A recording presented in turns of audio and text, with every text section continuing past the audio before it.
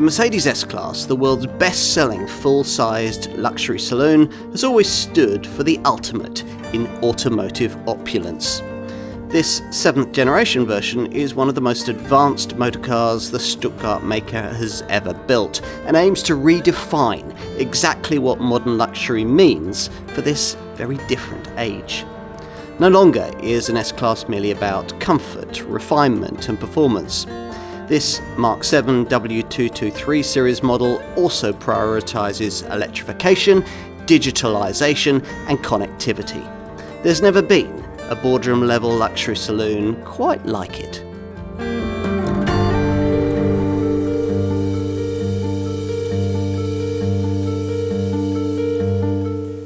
The Mercedes S-Class. It's traditionally been the sensible answer to the question that every motoring expert likes to dodge: what's the best car in the world? Other vehicles can be more opulent, faster or better to drive, but over the years no other model has so consistently delivered such a technologically advanced blend of automotive virtues. Here we're looking at the 7th generation W223 series model. No previous S-Class has ever been as complex, advanced or sophisticated as this one, and it's had to be developed in the shadow of the model that may one day take over its role at the top of the Mercedes range, the all-electric EQS. For the time being though, this W223 series S-Class continues to set fresh standards. Indeed, Mercedes is claiming that a bigger technological step forward has been taken here than any made with this model line since the S-Class, or the Sonderklasse badging, was first introduced in the original W116 series model back in 1972. The direct lineage of this model line actually goes back further to the W187 series Model 220, with which Mercedes re-entered the upper luxury segment in 1951, a car that gained S designation in 1956 and formed the basis for a model line which, by the time of the launch of this Mark 7 S-Class in late 2020, had generated over 4 million global sales for the brand.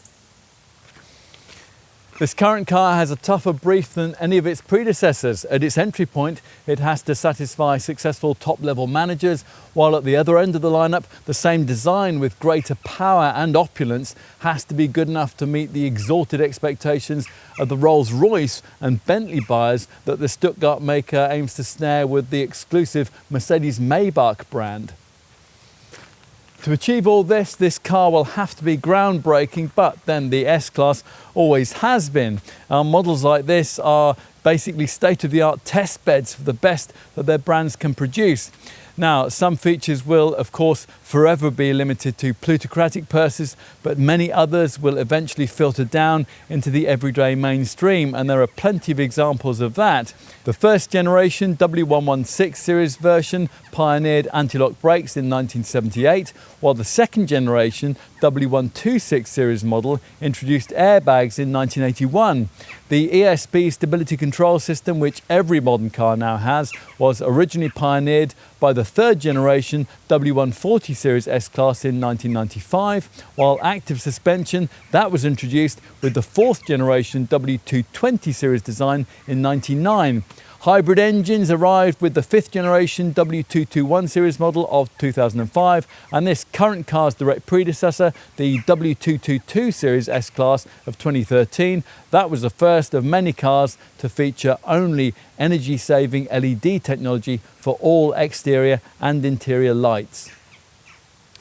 Which brings us to the technology being showcased here, not all of which, sadly, we're being offered in the UK. But there's still plenty to marvel at, from the 3D instrument screen to the self-driving tech, from the augmented reality head-up display to digital headlamps that can project messages onto the tarmac in front of you.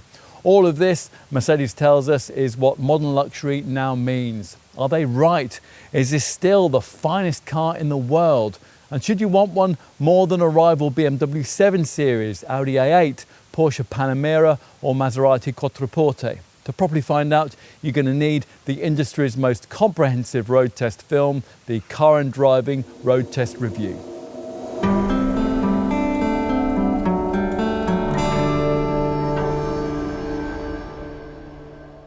The S-Class epitomises Mercedes. It was around long before the brand started selling SUVs, MPVs, crossovers and pickups, and it still defines the brand better than any other model in the lineup. In creating this 7th generation version, the directive to the engineers was exactly the same as it's always been with this flagship contender: build the best car in the world. So what on earth might be awaiting us here? The front of cabin experience, part luxury limo, part Starship Enterprise.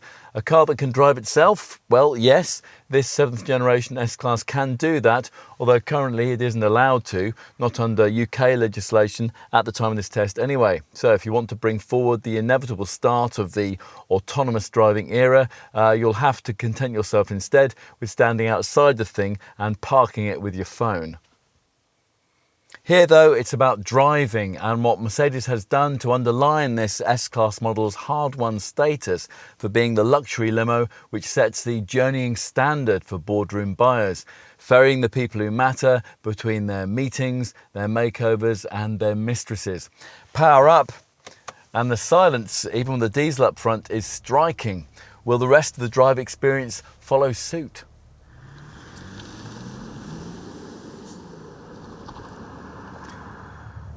Of course it will.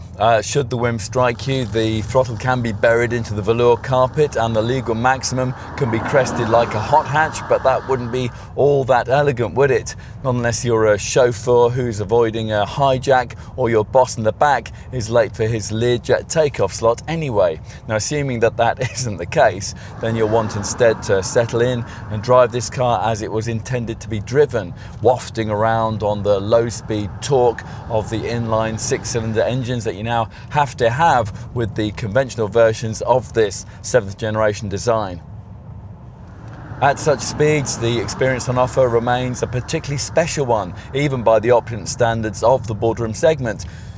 Mercedes even once put out a release that cited research they'd done suggesting that when you travelled by S-Class, your pulse rate was actually likely to be lower than in any other rival. That may or may not be true, of course, but there's absolutely no doubt as to the sense of well-being that you get as you take in the sophisticated and classy dashboard, you sink deeper into seats that feel as if they've been tailored to fit you, and you wonder absently if you're ever going to completely master how this massively complex Mercedes actually works. Throughout, there's a reassurance that you're in the most thoroughly engineered luxury saloon that money can buy. Now, specified correctly, it doesn't actually need your help when it's being driven or parked, but if you do choose to assume control, it'll cosset you in a way that very few cars at any price can. That's the S-Class way.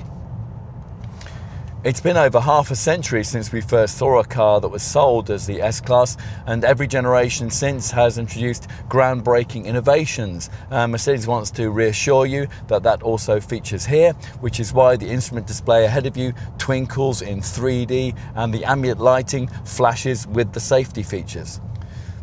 Pioneering engineering of greater substance, though, seems limited either to safety, the world's first rear seat frontal airbag, or level 3 or level 4 autonomous drive development, which, as we mentioned earlier on, the UK's legislation and parking infrastructure isn't quite ready for yet. Although you can now use the level 3 stuff in situations of high traffic density on certain limited sections of German highway at up to 37 miles an hour.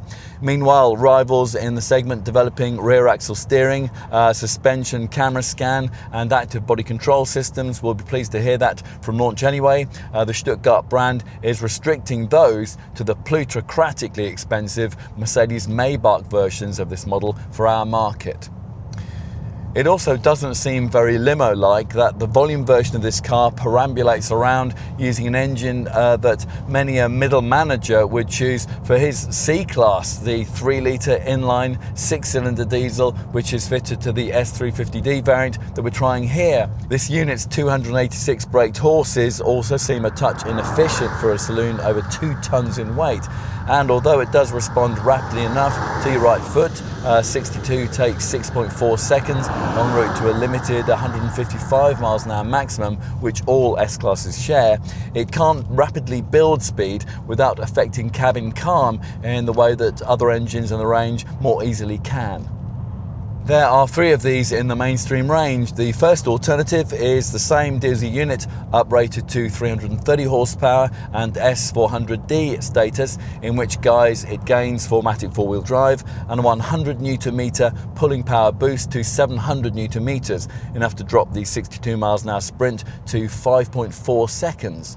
Otherwise, your S-Class will be petrol powered and it'll feature some degree of electrification, either of the token kind in the S500 4MATIC, whose 435 horsepower 6-cylinder petrol unit features the brand's EQ Boost mild hybrid tech, or of the full Monty sort. The rear-driven S580e plug-in variant uses the same engine in 367 horsepower form and mates it with a 150 horsepower electric motor.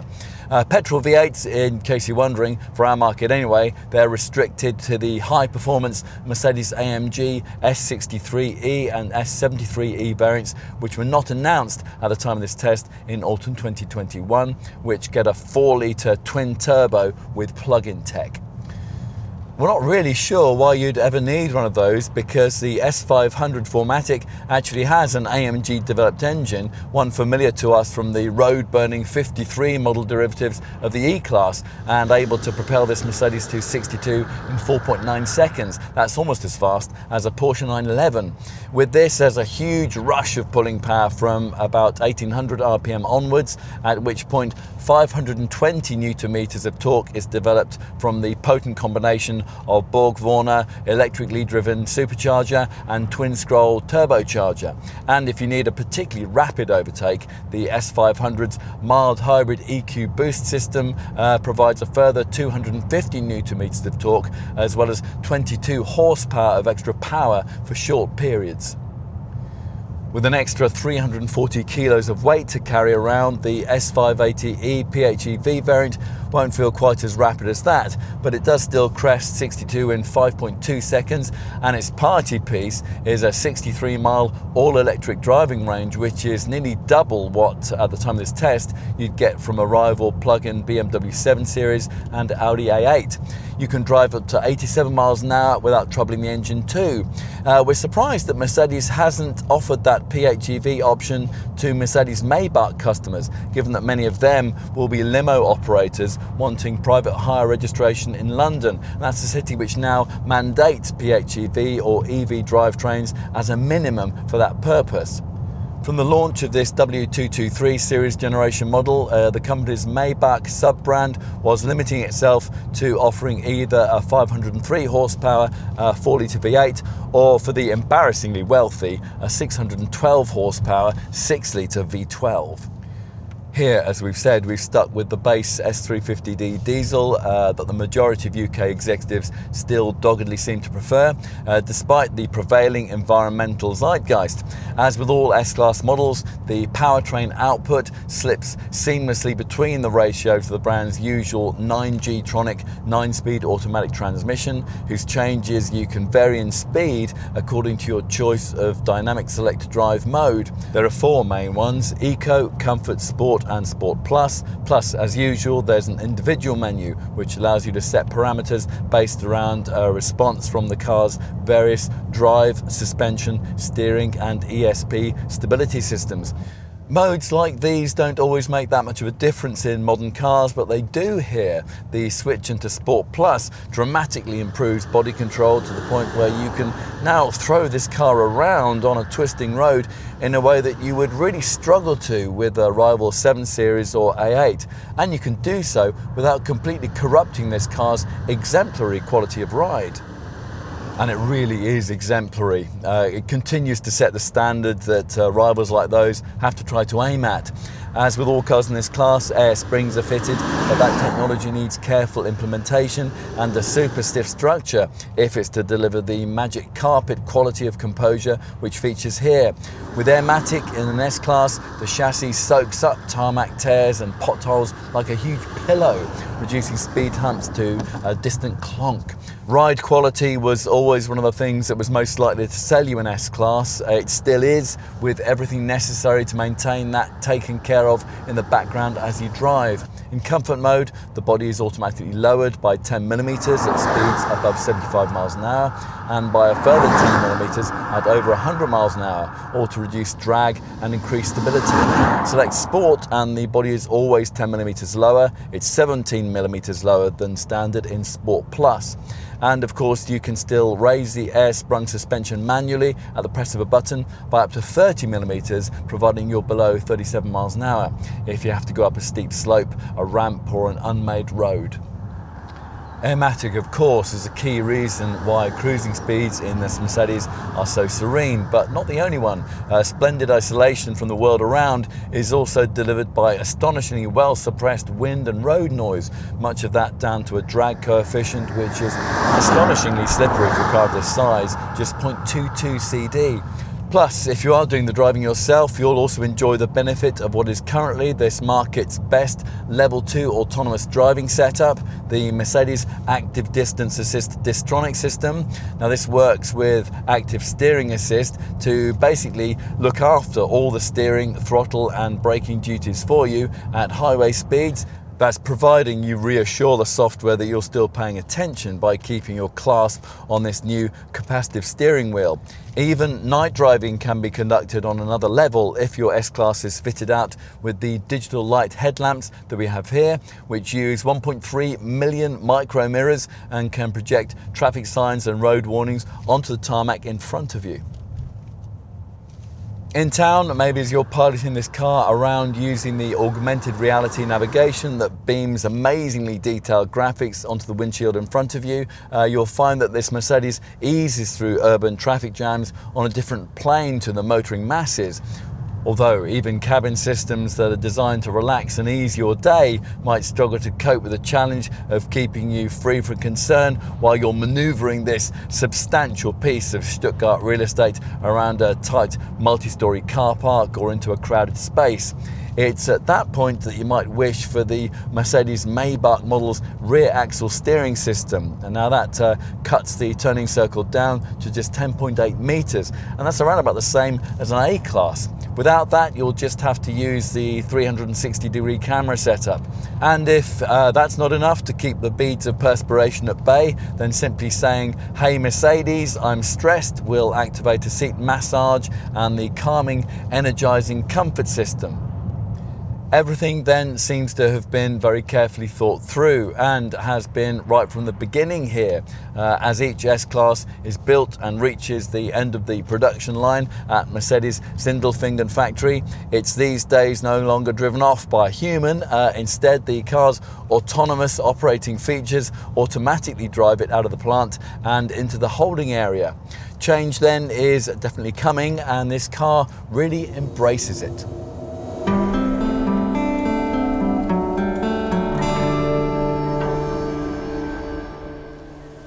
People all around the world can recognise an S-Class right away. Its elegant styling, ever an expression of luxury and the automotive grandeur of the era.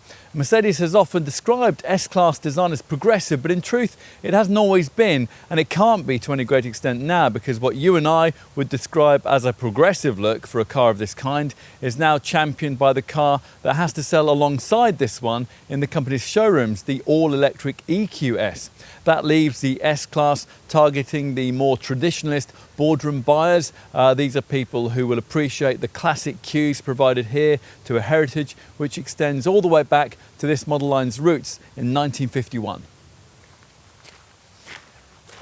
Unlike with the EQS, what you get here is a classical saloon silhouette, regardless of your choice of body style, the standard S-Class or the even grander Mercedes Maybach version. There are no longer coupe or cabriolet body style options.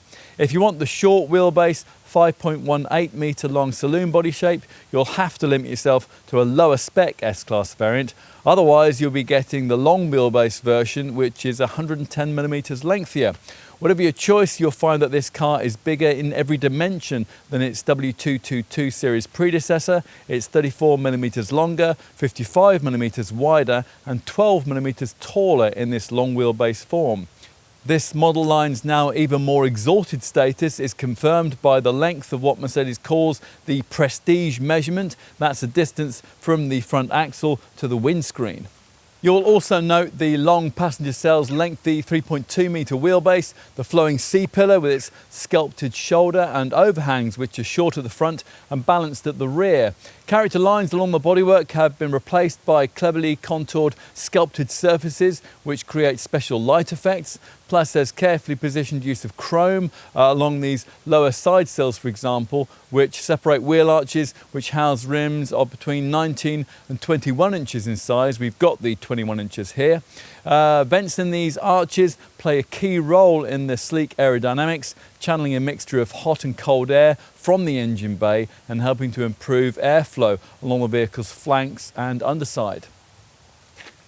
Headlamps characterise the frontal look of any car, and they certainly do so here, this time with a flatter, smaller 3-point daytime running light signature. Further up the range, the beams come fitted with the brand's latest digital light technology, as in this case designated by this blue pixelated lower silver panel, which uses 2.6 million adaptive pixels and enables the beams to project warning signs as well as light onto the road ahead. These lights flank what Mercedes calls the high-status radiator grille into which the stretch bonnet flows. This is embellished with the proper upright three-pointed star ornamentation, which is missing from most Mercedes models these days.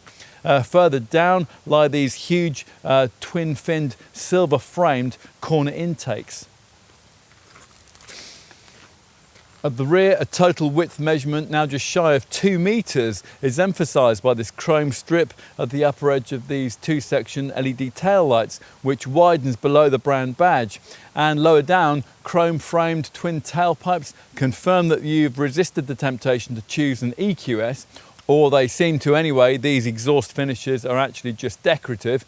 As usual, of course, what is more important is what you can't see. This 7th generation model is based around a heavily re-engineered version of the brand's MRA, or modular rear architecture platform, and it uses a body shell over half of which is now fashioned from aluminium, although that's not enough to stop the car weighing in at nearly 2 tonnes.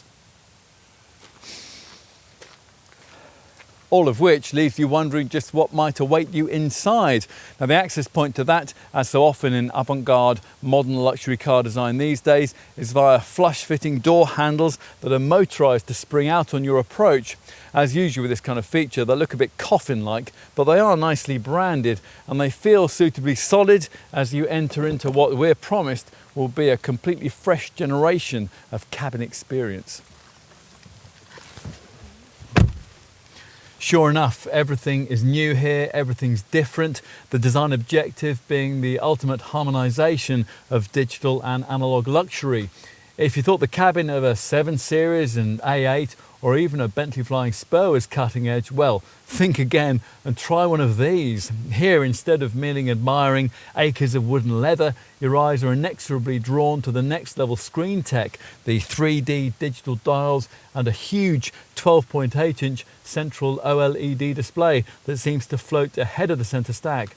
Mercedes says it set out to create a kind of third place for owners here, a refuge between home and the workplace. Now, if you don't mind your refuge being technologically futuristic, then you might even feel that they've succeeded. It really comes down to what you think the ultimate expression of modern luxury should be. Mercedes thinks it knows. On one side, it's all about the embellishment of conventional premium features, as brands newer to this segment like Audi and Tesla have found getting wood, leather and metal to blend together with cohesive elegance is really difficult to do.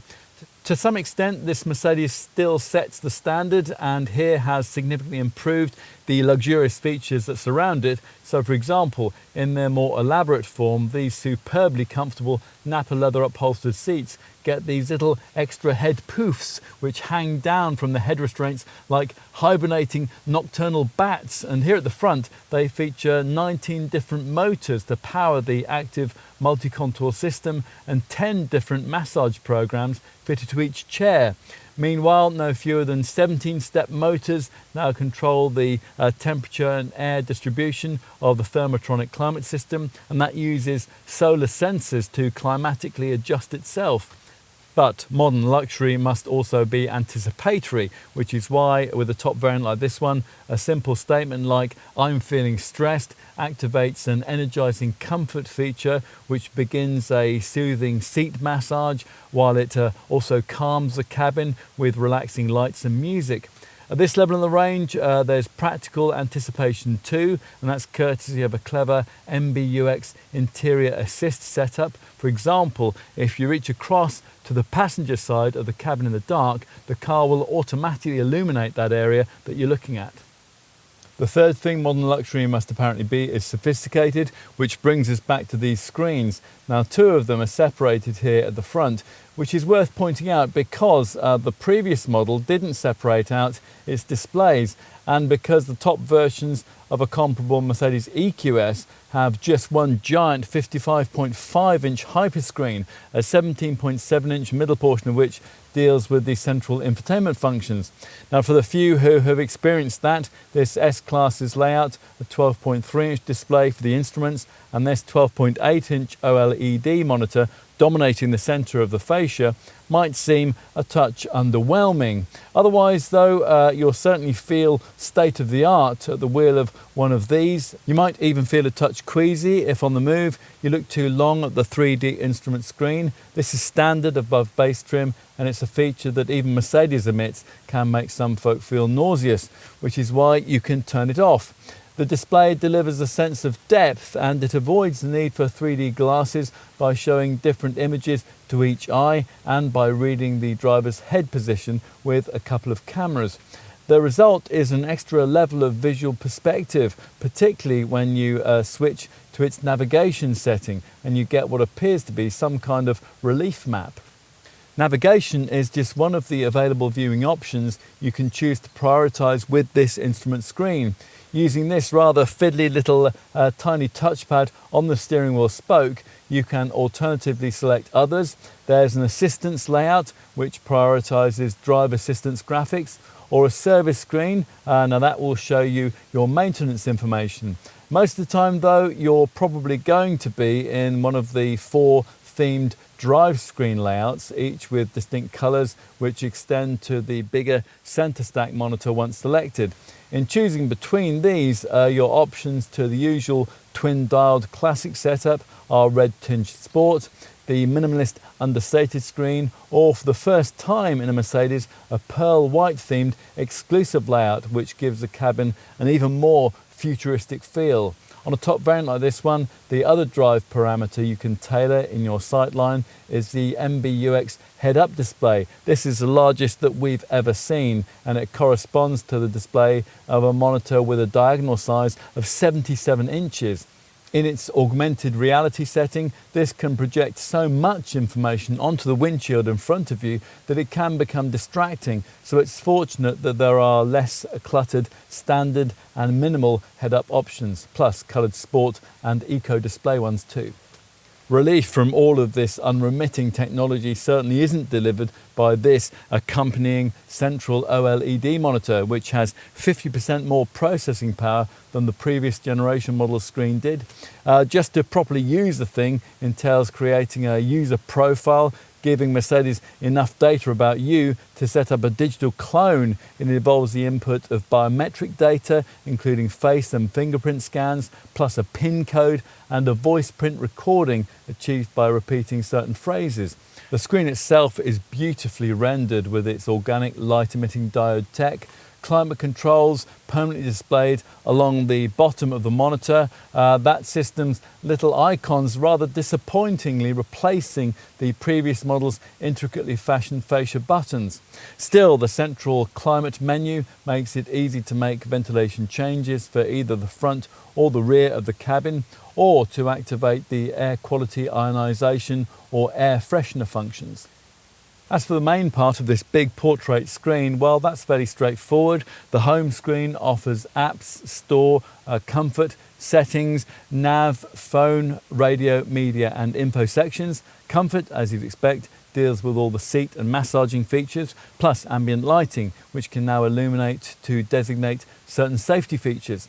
In addition, the comfort menu also includes the energizing comfort section that we mentioned earlier on in this film, from which you can select between 6 themes which calm you with bespoke lighting, music, screen graphics and massages at the end of the kind of taxing day which enabled you to choose an S-Class in the first place. You can choose from refresh, warmth, vitality, joy, well-being and training, plus there are various comfort tips for long journeys too. Elsewhere on the home screen, phone gives you wireless Apple CarPlay and Android Auto smartphone mirroring, in which guise the monitor layout is especially smart, while vehicle gives you really detailed drive information and apps, connects you into an internet browser, a dash cam camera and the energizing coach app, which really nerdy owners, they can link into a compatible smartwatch. Moving between all these many and varied menus can sometimes be a bit laborious, and it can make you wish that Mercedes had retained the previous model's lower console touchpad, or even better, implemented the kind of intuitive lower iDrive style rotary dial that you get on a rival BMW 7 Series. But monitor jabs that coat the shiny screen with unsightly fingerprints won't too often be necessary once you master the intricacies of this 7th generation model's updated MBUX voice assistant setup, which recognises 27 languages and can now answer questions as well as delivering vehicle functions. It can't change drive modes though. The various dynamic select settings, they're all accessed to the left of this slim panel at the bottom of the centre monitor, with a vehicle button right next door offering a shortcut to regularly accessed functions. Here also is the touchpad for the fingerprint recognition system we referenced earlier. Overall then, there's little to fault in terms of technology, comfort or general ergonomics. As for design and finish though, you might, like us, be left with a few questions. Installing this huge central screen has pushed the centre vents further away from you and has necessitated that their previous visually pleasing round portals are replaced by these uglier square ones that reflect annoyingly onto the windscreen above, as do the twin vertical vents at either end of the fascia. Having this large central monitor also means that there's no place for the beautiful centre dash analog clock which has characterised every S-Class generation until this one. And it's all very well having such a huge head-up display, but that necessitates provision of this rather overly large and therefore somewhat unsightly projection box just behind the instrument screen. In addition, there are some build quality issues we doubt we'd ever have found in an older S-Class. This silver button panel ahead of the box between the seats that can lift out in your hands, and the overhead console near the frameless rear view mirror that flexes to the touch. On top of that, we are not at all sure that this shiny expanse of curved black plastic between the seats looks particularly premium, and you might easily mistake this anthracite open pore wood trimming for some kind of corrugated cardboard. That is rather disappointing because you have to have this unless you stretch up to a Mercedes Maybach. Still, at least the gearshift stalk that protrudes from this strangely shaped wheel here isn't lifted directly from a Mercedes Sprinter van, as it is with the brand's other passenger cars, although it isn't too much different. And to lift what in standard form is a rather dark and dismal black cabin, there's the welcome, no-cost option of having the upholstery trimmed in lighter sienna brown, or as in this case, a pleasing but potentially difficult to keep clean combination of macchiato beige and magma grey. The tool, by the way, used to micro-perforate these seats operates with no fewer than 16,000 needles. Whatever your choice of cabin colour, the quilted door panels, they're lovely. They're part of a door card which rather unusually doesn't have a conventional handle. Instead, you pull on this unusual central ledge. That works rather well, and it's beautifully backlit. We'll finish with a few practicalities. There's not quite as much storage space as you might hope for. The door bins are ludicrously small, and if your car has a fragrance dispenser fitted, that'll take up most of the space in the glove box, and that tries to compensate with an integrated pen clip and coin slots. On top of that, what looks as if it's going to be a deep twin-lidded box between the seats here, well, that turns out to be really disappointingly shallow. It incorporates a couple of USB ports. They're of the USB-C kind, so you might well need an unsightly adapter. While pushing back the shiny piano black lid of this storage area reveals two more USB-Cs, a wireless charging mat, a cubby and two cup holders. There's a small storage area behind the main central screen, but anything placed there might easily end up deposited down at your feet.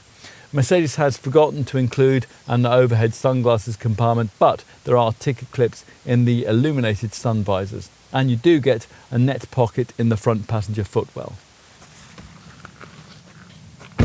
Right, time to take a seat in the rear, where, as at the front, the doors open very wide. That's especially if you've got the long wheelbase body style we're trying here. You might not need it because the shorter model gets 71mm more wheelbase length this time around. For the kind of spec that you'll probably want though, you'll have to have this lengthier body style, which in W223 series form gains another 51mm between the axles. That'll allow even the most amply proportioned passenger to enter with appropriate dignity, stepping across these lovely illuminated silver tread plates. Inside, of course, it's very nice indeed. As you'd expect, there's more legroom than you could possibly need. At first glance, with the central armrest down, it looks almost like there are two individual seats back here. Actually, rather surprisingly, for a limo in this class, from launch you couldn't have that format as an option with the 7th generation S-Class. In fact, you couldn't even have it with a Mercedes Maybach unless you went for the exorbitantly priced first class version. What you do get though is standard, providing you avoid entry-level trim, are rear seats which electrically adjust and feature the lovely pillow-like luxury head restraints that we mentioned in the front. Seat heating and 4-zone climate control are fitted across the range, and plusher variants like the one we have here get upholstery climate control too, and heated armrests.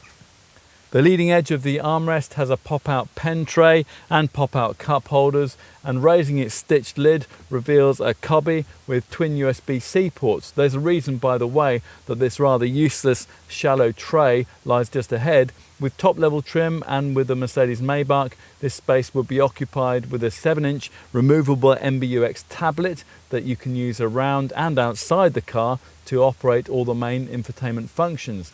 That top level of trim would also get you the brand's chauffeur package, and that would offer controls to move the front passenger seat all the way forward, plus an extending footrest electrically deploying from it so that a rear seat occupant on that side of the car could really stretch out.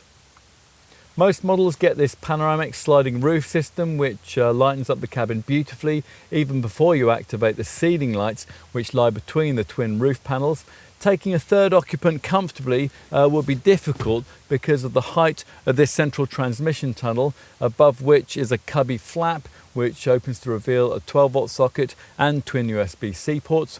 The silver vents just above are complemented by others on the B-pillars, which is where you'll also find a coat hook on either side with further retractable ones in the grab handles.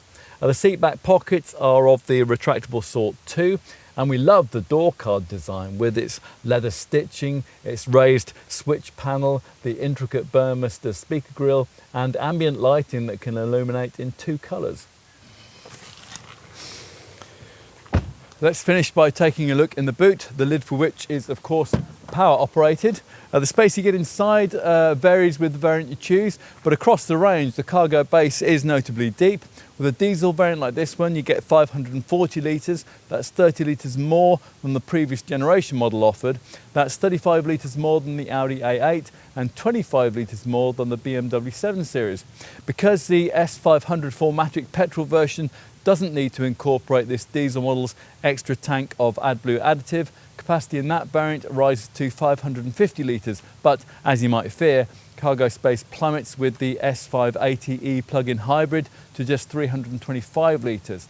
For reference, a standard Mercedes Maybach model has 505 litres of capacity. That falls to 495 with the individual rear seat configuration of the top first class variant. Unlike with an E-Class, you can't have folding seat backs. Mercedes instead gives us this oversized ski hatch, although unfortunately you can't open that from the boot, you can only lock it from here.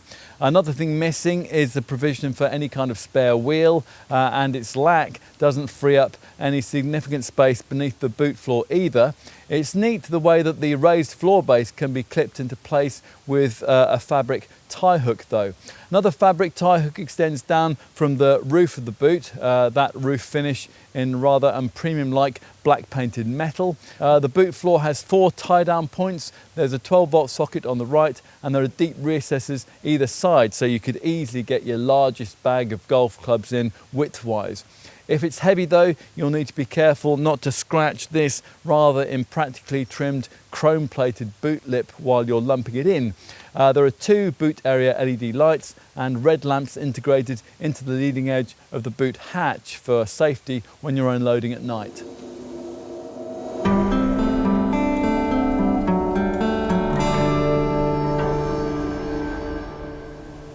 If you've reached the point in life where you, or more likely your company, can afford to buy or lease a new S-Class for your use, then price may very well no longer be a determining factor, which for Mercedes is perhaps just as well, because it's becoming increasingly difficult to get a well-specified version of this model without committing to a near 6-figure outlay. Still, a premium outlay has never previously put off high flyers from considering an S-Class, or more likely another S-Class. Around 80% of European customers who've previously owned one return to purchase another Mercedes afterwards. This lengthier, long wheelbase body shape is preferred by over 80% of UK customers and closer to 90% worldwide, which is partly because that's what you have to have if you ignore the 2 most affordable trim options. We'll brief you on those first. Either short wheelbase only AMG line, priced from around £80,000, or AMG line premium spec, which adds around £7,000 to the price and offers the option of this longer body style for an extra £4,000. Either way, there are only 2 engine choices with these 2 entry-level specs. Both of them are conventional 3-litre 6-cylinder units. Either the rear-driven S350D diesel we're trying here with 286 horsepower, still a favourite with British owners, or for around £10,000 more, the considerably gutsier S500 4MATIC petrol-powered version, which has 435 horsepower and all-wheel drive to transmit it to the tarmac. If you want a wider choice of engines and an even higher spec, then a range of S-Class long wheelbase model options sit in the £93,000 to £115,000 bracket with, in order of ritziness, AMG line Premium Executive, AMG line Premium Plus, which is what we have here, and top AMG line Premium Plus Executive trim levels available to you. With these, you get 2 additional engine choices. One of them is the higher powered version of the 3-litre diesel, the 330 horsepower S400D, which comes with 4MATIC 4-wheel drive and costs around £5,000 more than the base S350D. The other power plant is the engine that you won't have any choice in selecting if you're planning to acquire this S-Class for private hire registration in London, as that kind of activity these days necessitates plug-in hybrid tech as a minimum requirement when it comes to engine electrification. The S580e PHEV petrol model in question was priced from around £105,000 at launch, around £13,500 more than the base diesel. Saving the planet doesn't come very cheap, does it? You'll need some rival model perspective on the value proposition that those prices represent, on the way to which we'll point out that Mercedes has 2 other luxury models in the same price bracket, namely its biggest SUV, the 7-seat GLS, which is priced from around £85,000, and the luxury all-electric limo, which one day might replace this S-Class, the EQS, which is priced from around £100,000. If you want an S-Class though, but you come seeking alternatives, you're more likely to be looking at the offerings from Mercedes' 2 biggest German rivals. Base diesel versions of either a BMW 7 Series or an Audi A8 will save you around £8,000 on a base S350D. There's a considerably larger price gap though, nearly £20,000 between the long wheelbase petrol plug-in hybrid versions of those two rivals, the 745 LE X-Drive and the A8 L60 TFSI-E Quattro and an S580E plug-in model. That might put you off the plug-in version of this Mercedes, as might the fact that it lacks the four-wheel drive system, which is standard in those two competitors. But a clincher for the PHEV Merc is its 63-mile all-electric driving range, nearly twice as much as you'll get from those two rivals. You're less likely to be looking at the Lexus LS, which is priced in the same £80,000 to £115,000 bracket as this Mercedes, but it sells in tiny numbers, partly because it's only available in a single self-charging V6 petrol hybrid form. There are only two other credible players in the segment, the Maserati Quattroporte and the Porsche Panamera. Neither can now be had with the diesel engine, and both are arguably rather closer in genre to Gran Turismo style models like the BMW 8 Series Gran Coupe and also the Mercedes CLS, maybe even further up the range to the Mercedes-AMG GT 4-door coupe. For reference though, base Quattroporte GT would cost a little less than a comparable S500 4MATIC, while a comparable Panamera 4S would cost a bit more. Arguably, the various high-performance orientated Mercedes-AMG S-Class models, which hadn't actually been announced at the time of this test in autumn 2021, would suit a likely Maserati or Porsche buyer better. By the way, rather disappointingly for this W223 series design, there won't be coupe or cabriolet versions of this S-Class like the variants that Mercedes made of the previous generation model. So that's briefed you on the S-Class range and its competitors, but of course none of the cars that we've just mentioned so far will be of very much interest to you if you're the kind of high flyer who expects instead to be chauffeured around in a Bentley or a Rolls-Royce of some kind. Now, to attract that kind of customer and altogether more exalted level of pavement presence is of course required, and that's exactly why this Stuttgart brand makes the much grander looking Mercedes Maybach versions of this car. Now, two long wheelbase trim levels are available here. They're both petrol powered and they both have 4MATIC traction.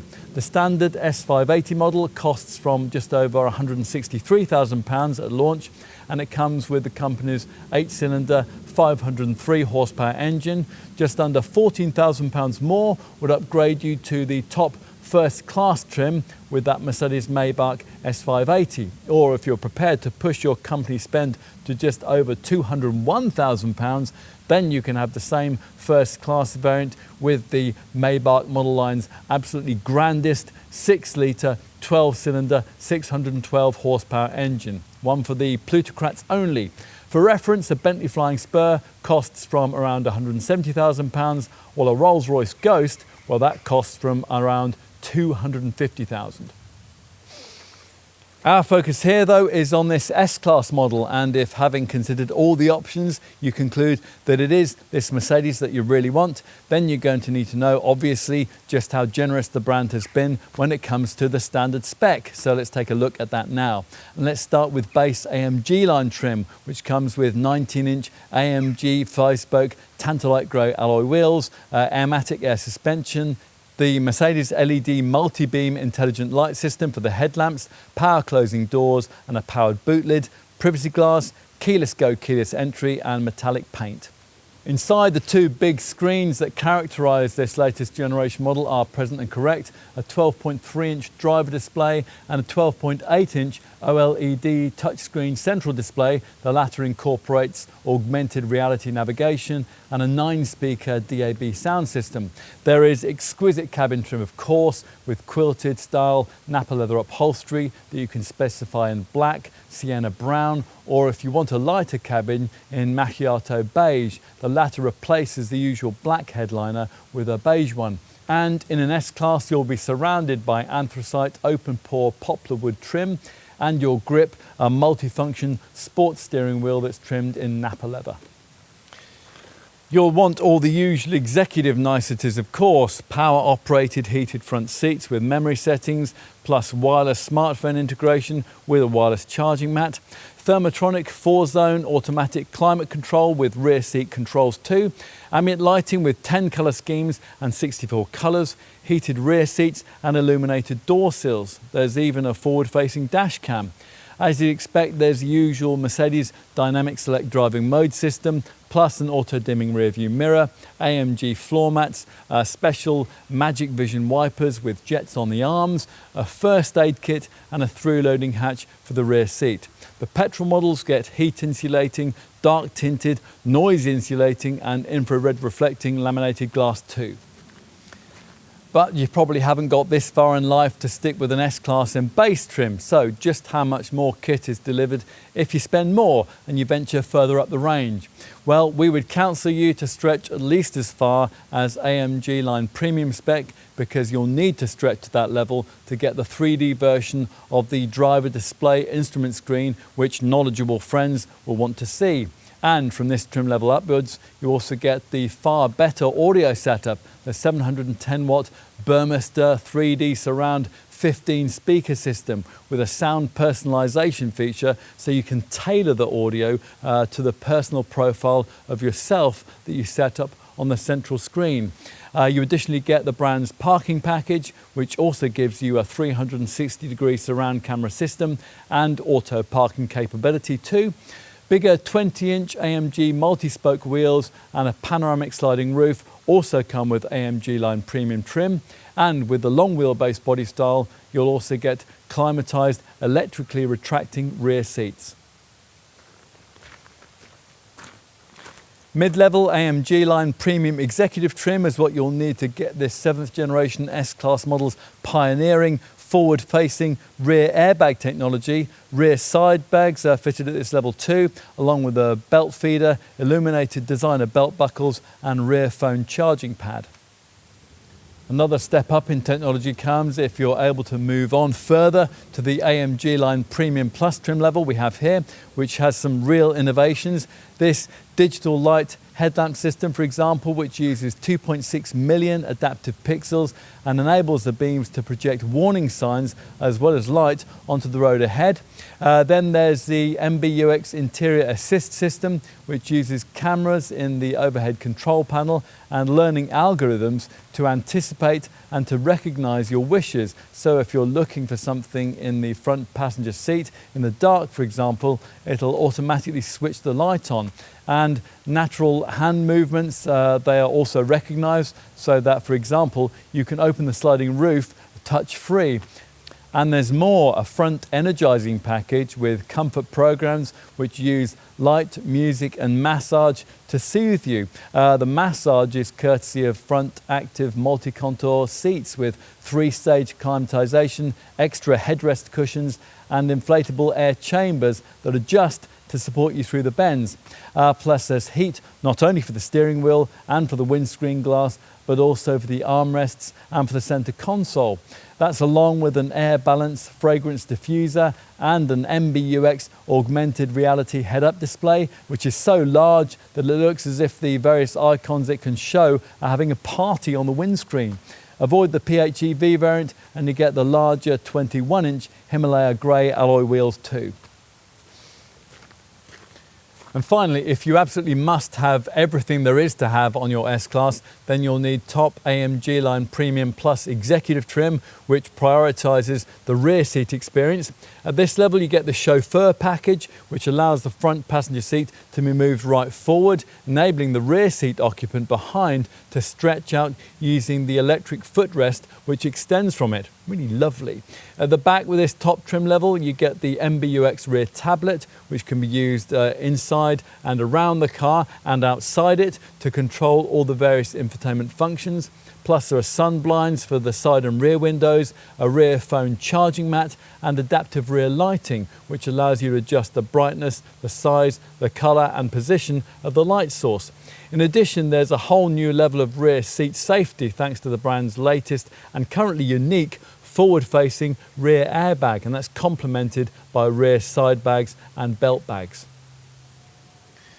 That only leaves the separate plutocratic Mercedes Maybach models. A bit disappointingly, you have to stretch to these to get 4 of the greatest innovations that have been introduced with this 7th generation W223 series design.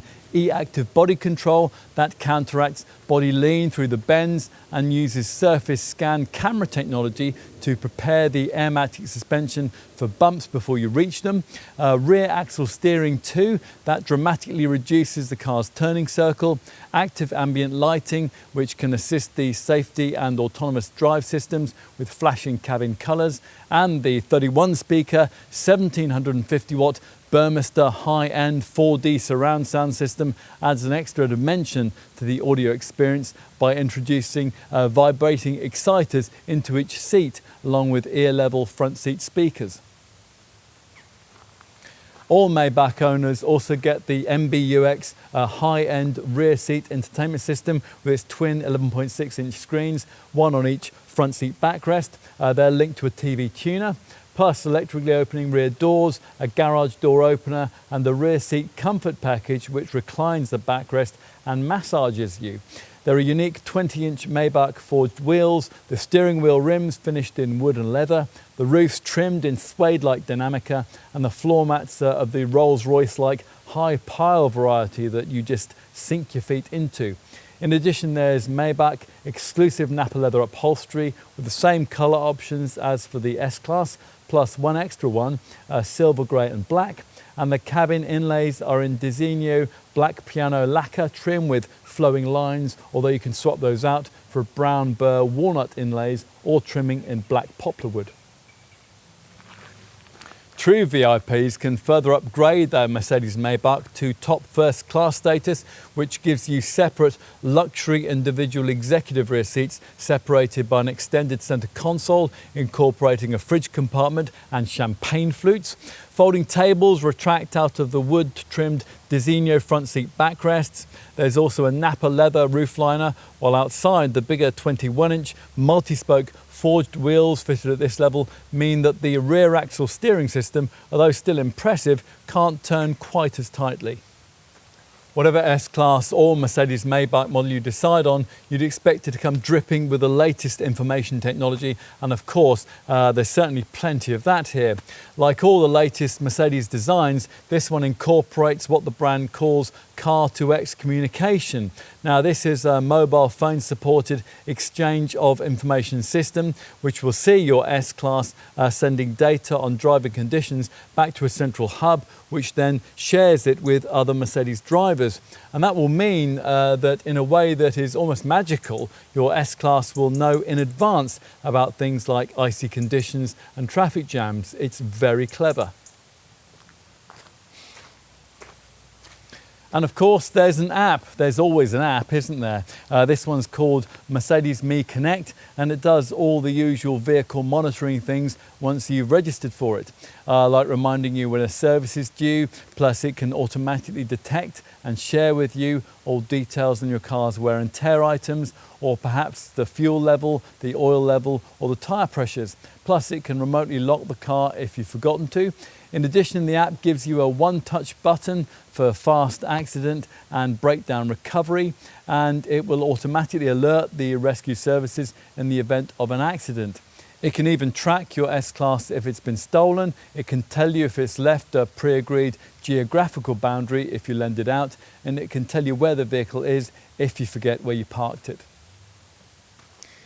It's worth mentioning that many of this car's clever app features are only available free of charge for the first 3 years of ownership. Among these, a deeply cool remote parking package, which allows you to stand outside the car and park it in tighter spaces using your smartphone.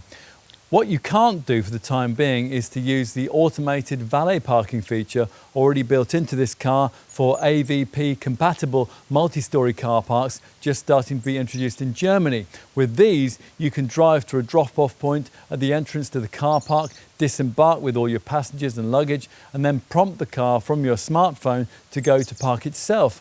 On your return, a phone prompt will summon the car obediently back to the same place.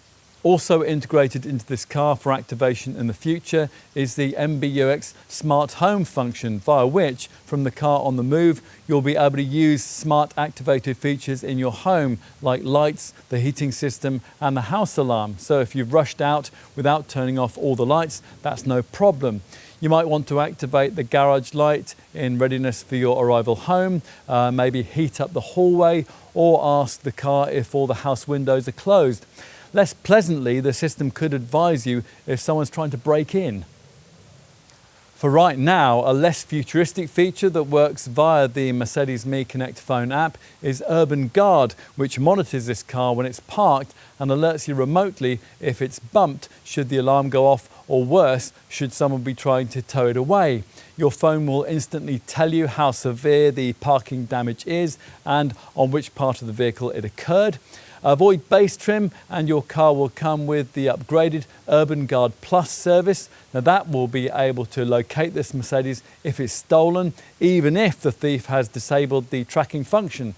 Plus, parking collisions will be recorded by the car's 360-degree camera system, so that if you return to the car and find it dented, the accident can be reconstructed with time and place. Right, what about extra cost features? Well, to make life simple, there are hardly any, well, almost none anyway. You can add velour floor mats, a reversible mat for the boot and a transportable cool box from the brand's genuine accessories range if you really want to. Overall though, Mercedes thinks, quite rightly, that customers won't want to go box ticking. They'll merely move up a trim level if they want more kit, which is fair enough, but we think quite a few customers would really have liked the option to add in the 4 groundbreaking W223 series design features that we mentioned earlier were only available on a Mercedes Maybach. The e-active body control, the rear axle steering, the active ambient lighting and the Burmester high-end 4D surround sound system. Perhaps that will change during this model's production run, who knows? But it's worth asking your dealer about that if any of those features interest you.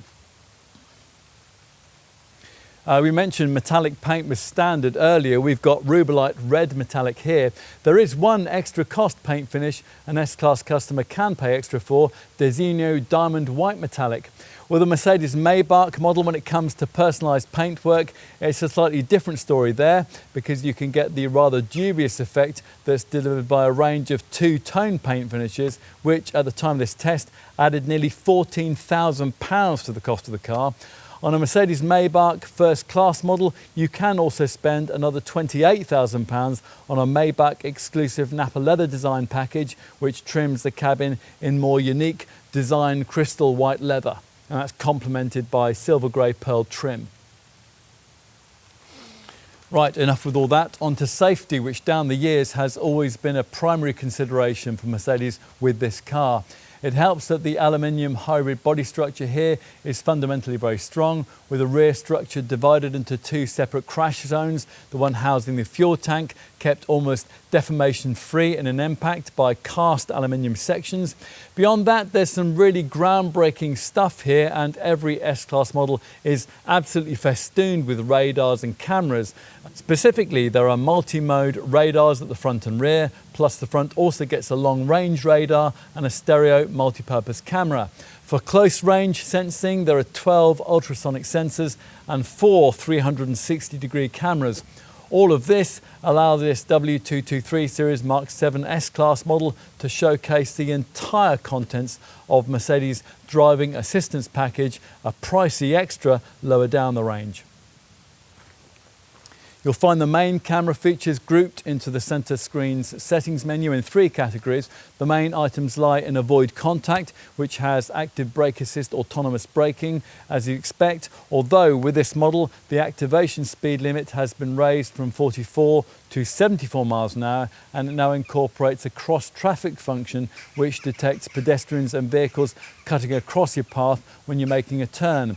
Avoid contact also includes ESP stability control, active lane keep assist and active blind spot assist, the latter 2 functions using subtle steering assistance to correct the car when required. 2 other categories lie in the settings menu. There's driving, which has active distance assist, active steering assist and active lane change assist.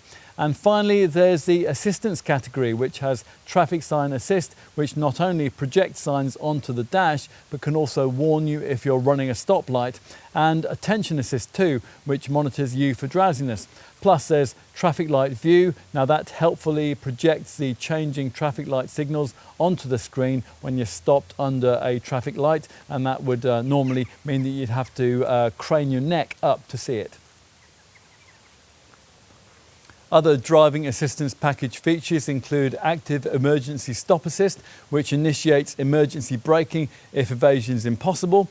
There's also an active evasive steering assist feature that can support you in making evasive manoeuvres if a pedestrian or a cyclist suddenly appears in your path. Plus, a clever route-based speed adjustment feature works with GPS data to automatically adapt your speed before curves, roundabouts and junctions. It has end of traffic jam and active stop and go functions too. There's also Pre-Safe Plus, which takes preventative measures when a rear end collision threatens, including warning following traffic and locking the brakes on standstill. And you also get the brand's clever Pre-Safe Plus and Impulse Side Tech, which better prepares the cabin for a heavy side impact. Using inflatable bolsters inside the seats, it puts more space between those inside the car and whatever might be just about to smash into it. All the more basic stuff you'd expect is in place as well. So there's an active bonnet to protect pedestrians. There's crosswind assist to help on blowy days, along with tyre pressure monitoring, and all the usual electronic aids for traction and braking are of course included too.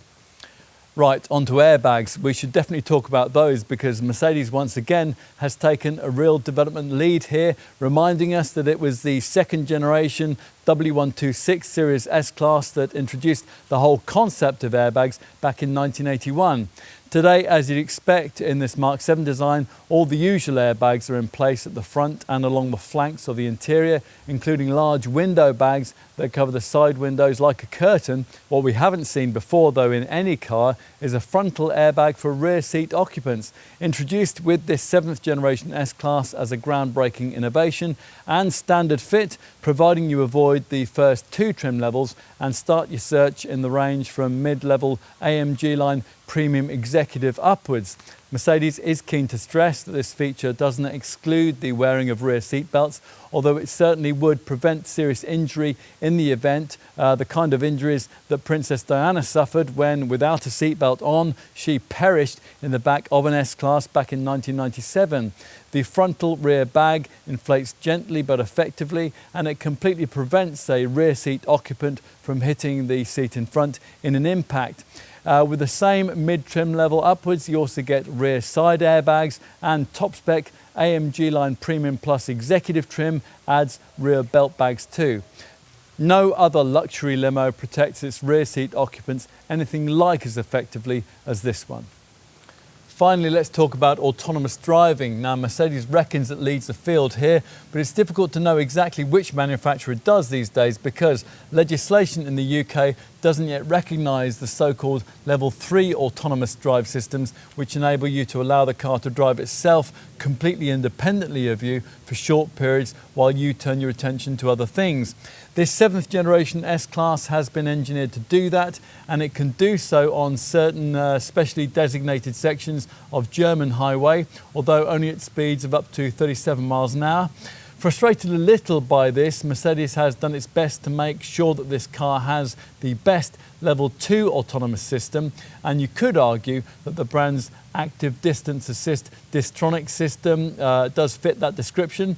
Now, this is designed to operate on a dual carriageway, and it works with the active steering assist setup that we mentioned earlier on, and that keeps you in the centre of your designated lane, and it will, if needed, apply subtle steering correction to ease you back to where you ought to be. The Distronic feature, well, that's basically a super advanced adaptive cruise control system which automatically regulates your distance to the car in front and can, if necessary, remotely slow the car with up to 50% of stopping power. It also works the active speed limit assist feature, which automatically sets the cruise control to speed limit signs as you pass them.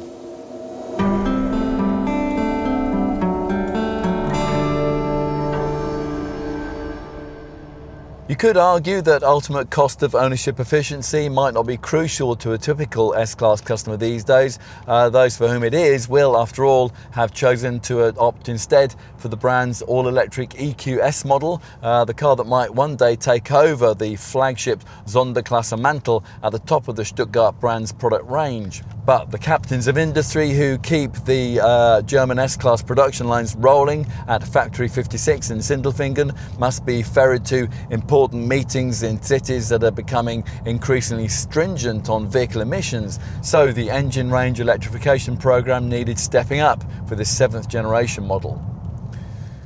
There's not much evidence of that with the 6-cylinder diesel variants that most British customers still choose, although Mercedes insists that it has comprehensively refettled the OM656 series 3-litre unit in question to reduce its CO2 emissions. Exhaust after-treatment measures have been considerably extended, but not by enough it seems. This model's readings up to 42.8 miles per gallon on the combined cycle and 173 grams per kilometre of CO2 pale in comparison with the best figures you'll get from a rival BMW 730D, 50.4 mpg and 147 grams per kilometre.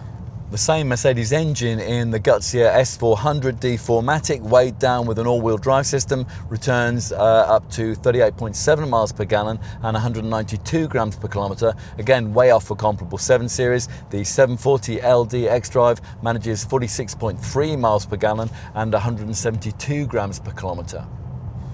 It's not very difficult to explain this discrepancy. BMW has implemented the 48-volt mild hybrid drive tech, which Mercedes hasn't bothered with for the diesels at the time of this Mark 7 model S-Class's original launch, although we expect that to come later, perhaps at the point that you're actually viewing this film, in fact. Anyway, what we can say right here and right now is that the 48-volt mild hybrid system is present and correct in the 6-cylinder, 3-litre green pump-fueled engine of the alternative mainstream petrol model, the S500 4matic. Normally, when we're describing mild hybrid powertrains, we start with the disclaimer that this kind of token electrification is considerably less effective than the full hybrid tech that was pioneered by Toyota and Lexus. Except that doesn't apply here. The S500's figures, bests of 32.1 miles per gallon and 187 grams per kilometre, are usefully better than the readings of a rival Lexus LS500H all-wheel drive, featuring a full hybrid engine which manages 31.4 miles per gallon and 214 grams per kilometre. Even with 2 fewer driven wheels, a rival BMW 740i can't do much better. Unlike that Lexus, a 48-volt equipped mild hybrid S500 4matic model can't ever run independently on battery energy alone. Instead, its EQ Boost setup sees a belt-driven integrated starter generator replacing the standard alternator, enabling the recovery and storage of energy that's usually lost during braking and coasting to charge a tiny 48-volt lithium-ion air-cooled battery pack. The starter generator also acts as a motor, integrating with the engine and using the stored energy that it harvests to provide extra pulling power during normal driving and acceleration, as well as running the vehicle's electrical ancillaries and also helping the power plant's stop-start system in urban traffic. You might though want an S-Class that can do better. Indeed, you might need an S-Class that can do better if you plan on registering this Mercedes for use in one of the European capital cities like London, which insist on PHEV or EV drivetrains for private hire registration. It's a need the Stuttgart maker meets with the S580e plug-in variant, which, as we've explained elsewhere in this film, takes a detuned version of the S500's 3-litre petrol engine and mates it with a 150 horsepower electric motor. With pretty astonishing results. We've been used to plug-in petrol limos in this segment managing no more than around 30 miles on full battery power. To be specific, at the time of this test in autumn 2021, an Audi A8 6D TFSI-E could manage 32 miles and a BMW 745e delivered up to 34 miles. The S580's figure, up to 63 miles, is achieved courtesy of a much larger 28.6 kilowatt-hour battery. That's potentially the difference between regularly filling up with fuel and hardly ever having to bother. You will need a regular charging regime, which makes that work, of course, but that shouldn't be too difficult. An S580e replenishes itself from 10 to 100% at an AC 3-phase 11 kilowatt wall box in 2 hours 15 minutes. And from 10 to 80% at a 60 kilowatt DC public charger in just 20 minutes. The CO2 stat that matters for taxation is pie in the sky, of course, but it's very impressive nevertheless. 19 grams per kilometre, as is the 353.1 miles per gallon combined cycle fuel figure. That emissions reading reduces the benefit in kind tax exposure of an S580e to just 7%. It's 37% for the other variants in the range. And on an S580e, you won't need to buy a VED tax disc for year 1 of ownership, and your VED payment will be only £145 per year thereafter. All of this substantially reduces the PHEV variant's pence per mile running cost figure, of course, although not to the extent of compensating for the S580e's considerably greater asking price. As we mentioned in our market and model range section, you're going to need around £13,500 more for the plug-in variant than you would for a comparably equipped version of the S350D diesel we're trying here. Take everything into account, asking price, running costs, a lot, and over 3 years and 30,000 miles. This is according to Auto Trader data. An S580e with base AMG line premium trim, that would cost 212.67 pence per mile to run. For a comparably spec'd S350D, the figure is 188.98 pence per mile. This S350D has the advantage of the big 76 litre fuel tank that it shares with the S500 Model 2. For the S580e, the fuel tank size is reduced to 67 litres. Whatever S-Class model you choose, to get anywhere near the officially quoted figures, the driver will of course have to play his or her part. To start with, that means regularly selecting the Dynamic Select Driving Mode System's Eco setting. Now this marginally limits the accelerator pedal curve, and it also additionally slightly restricts the output of the seat heating, the heated rear window, and also the air conditioning. You can also bring up a display on the central infotainment screen which will help you here. A consumption section of the info menu that shows your average fuel figure over the last 7.5 minutes, 30 minutes, 90 minutes or 3 hours. The head-up display also has an eco display section with green and blue graphics which will help you drive more economically, taking the form of a ball rolling over a stylized road. What else? Well, there's a 30-year warranty against corrosion. Yep, you heard that right. And we'll tell you also that the comprehensive 3-year unlimited mileage warranty is built on by Mercedes' Mobilo scheme. That delivers breakdown cover for up to 30 years. That's as long as you continue to have your car serviced at a Mercedes main dealer. Servicing, by the way, is needed every 12 months or every 15,500 miles, whichever comes around first. And it's worth knowing that your maintenance outlay can be kept a little in check by going for the optional service care package. Now that takes care of routine maintenance, it spreads the cost of regular servicing, and it guarantees the price of parts and labour for up to 4 services, and it covers the cost also of all recommended service items like brake fluid, spark plugs, air filters, fuel filters and screen wash. There's also a service segment of the instrument screen with an Assist Plus dashboard service indicator. Now that monitors engine use and it tells you exactly when a garage visit is due. The same display shows engine oil level, temperatures around the car, and if you have a diesel variant, when the AdBlue additive that's needed for the exhaust emission system needs topping up. It's also worth noting that the Mercedes Me Remote Online Services package includes remote self-diagnostic capability, and that enables your S-Class to monitor wear and tear items and to alert your local dealer to let you know if something needs seeing to. As for the question of residual values, well, independent experts reckon that a typical S350D variant like this one should retain 45% of its value after 3 years and 36,000 miles. That's a showing that's comparable or better than the best that could be managed by direct rivals. You can insure your car through Mercedes too, although most company drivers will of course have that included in their lease cost. If you do pay the insurance on the car yourself, then you'll need to know that all S-Class models are rated at a top-of-the-shop Group 50, but then you never thought that looking after what might just be the best car in the world would come cheap, did you? A word to finish about recyclability. More than 98 kilos of components made from resource-conserving materials are used in this Mark 7 S-Class. The number of components that contain recyclables is now 120. That's more than twice as many in the preceding model. And each car contains about 40 kilos of further renewable raw materials. For example, a special recycled thread called Econil is used for the floor carpet, and that's fabricated from regenerated nylon previously destined for landfill, for instance from old fishnets and fabric remnants from carpets.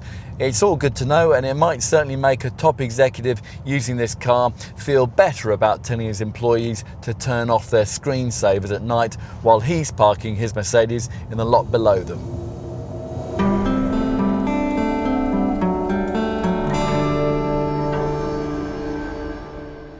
This S-Class spearheads technological development not only for Mercedes-Benz but for the automotive industry as a whole, and it has done for decades. It's that important, and it's why this is, and will continue to be, the world's best-selling full-sized luxury sector saloon. Are there things we would change? Well, possibly. There's a danger that the uber-conservative looks might quickly date. The complex cabin technology takes a lot of getting used to, and interior finish, if we're honest, isn't perfect, but it's better in the back than its rivals where it matters. No competitor rides better either. It's just disappointing that for our market, at the time of this test, Mercedes was denying customers in the conventional S-Class range many of the sophisticated features that put the finishing touch to this W223 series design. The rear axle steering, the e-active body control and the 4D sound system are all, for some reason, restricted to the plutocratically expensive Mercedes Maybach model. Even as it is though, this 7th generation S-Class remains very competitive with, and in some cases a step ahead of, its key luxury segment rivals. Now that was vital if it was going to be able to continue to compete with everything from a comparably costly Audi A8 to a Bentley Flying Spur potentially priced at twice as much. No other rival has as difficult or as wide-ranging a brief, but then no other car brings this one's timeless clarity and effortless superiority to such an advanced and wide-ranging portfolio of talents. It can power to supercar speeds and Mercedes-AMG guys. It can deliver an average of over 40 miles per gallon in this volume mainstream S350D diesel form, and it can be specified to eerily steer, power and brake itself at a cruise in whatever form you decide on. Yes, other rivals may look more avant-garde or handled with a touch more involvement. In overall terms though, Mercedes has done enough here to enable this S-Class to remain a benchmark for the kind of luxury saloon that every prestige brand would like to build. As it always was, it's a reference point for the current state of automotive technology. The best car in the world? Well, you'll feel like it is if you choose one.